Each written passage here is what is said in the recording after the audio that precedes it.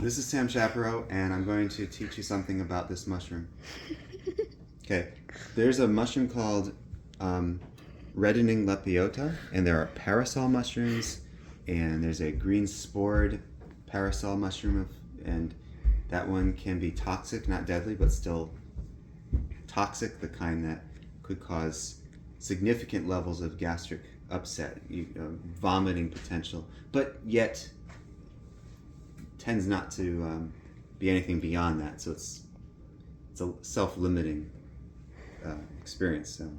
Anyway, they always say with this mushroom that I'm holding here, and this is a Reddening Lepiota that I found today, and it's not in the best shape. It's kind of awkward looking. It's like it's just how it came for the most part.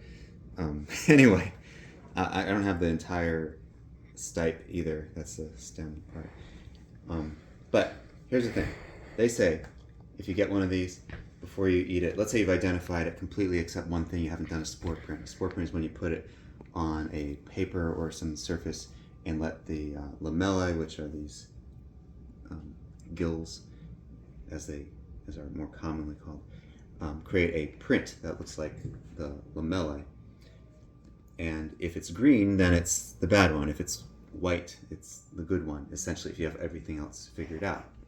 Well, actually, you can figure out without the spore print, as far as I'm concerned, but I really think that if you're not really experienced with it, you should do the spore print, except if you have a Reddening Lepiota, and you're sure it's either a Reddening Lepiota or the green spored one or the that parasol one. If you know it's one of those three, and you're just not sure which one, well, first of all, you should know because the parasol one has certain characteristics that should clearly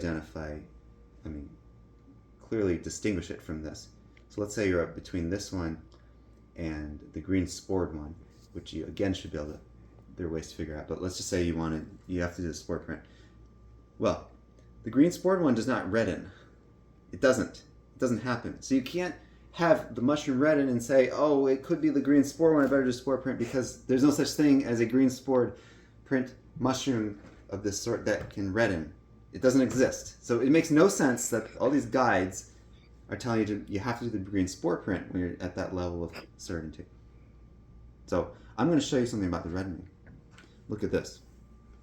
Because it's been handled and so forth, you wait enough minutes, and it starts to get a reddish color, okay, because it reddens. But let's say that hasn't happened yet. There's a quick way to figure this out. Within seconds, you can know if it reddens. Watch this.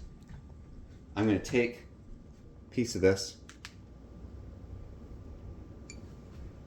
and I'm going to put it in the microwave. And by the way, you can do this with a pan or other cooking methods, but the microwave is the most efficient. I'm going to put it in until it softens. I'll try 20 seconds. Okay.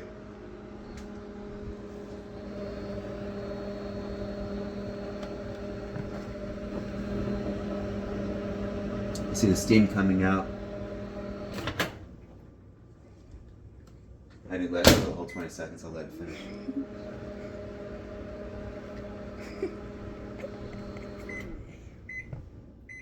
And did you see a spark?